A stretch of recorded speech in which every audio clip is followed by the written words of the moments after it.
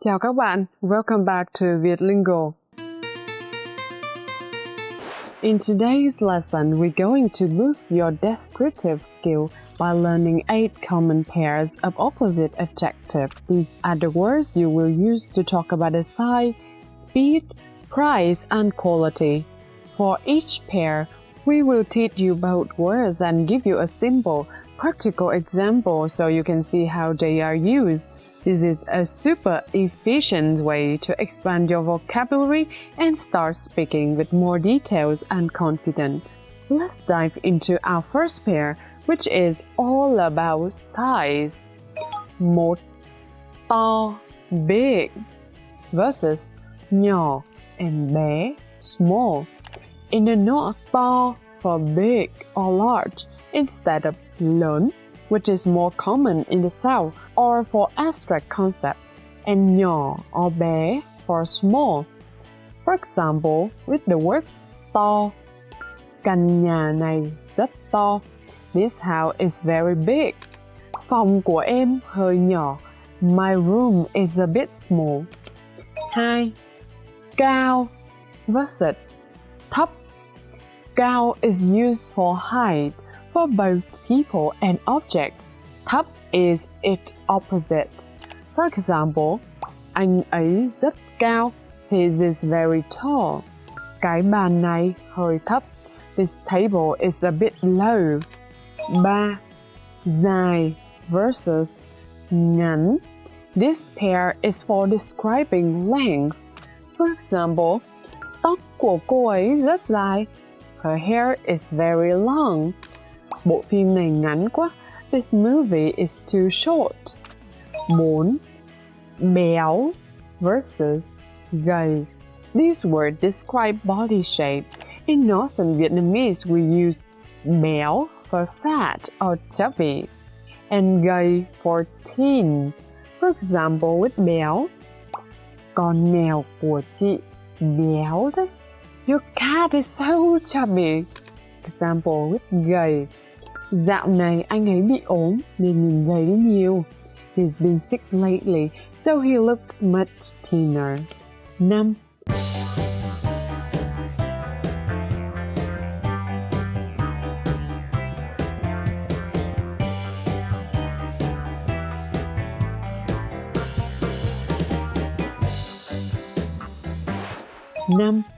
Nhanh versus chậm. This pair is for describing speed. For example, with nhanh, xe taxi chạy nhanh quá. Example with chậm. Bạn có thể nói chậm hơn một chút được không? 6. Đắt versus rẻ. These are essential for shopping. In Northern Vietnamese, we use đắt for expensive. In the South, they can say mắc.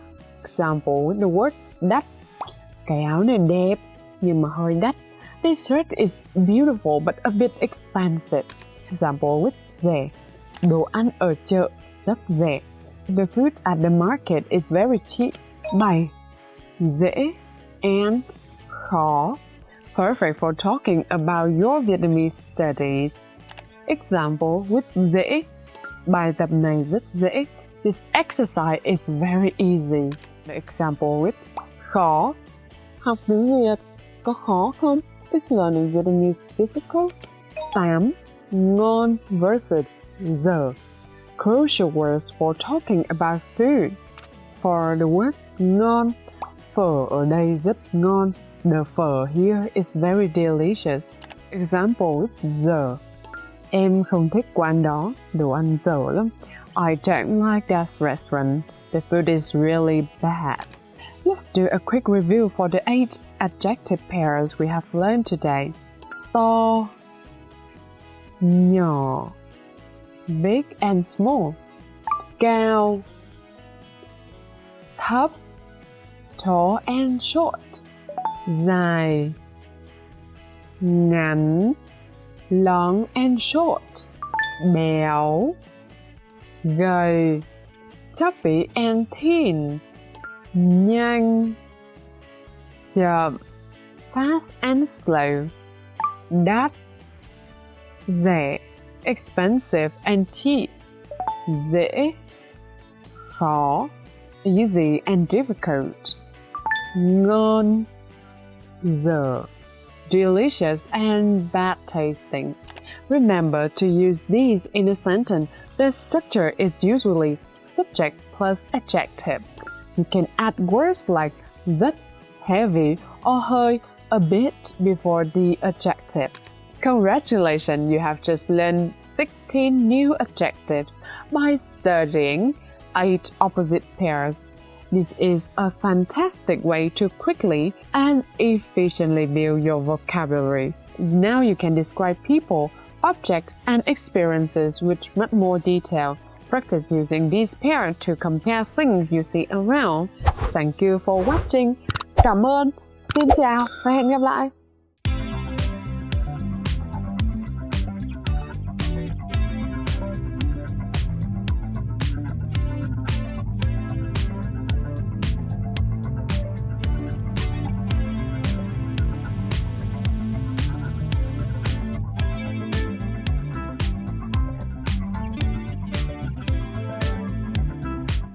That's the end of today's lesson. Thank you so much for watching and learning Vietnamese with us.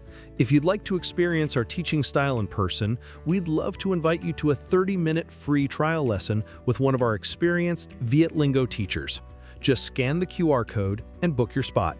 We've helped thousands of learners around the world speak Vietnamese with confidence. And we can help you too.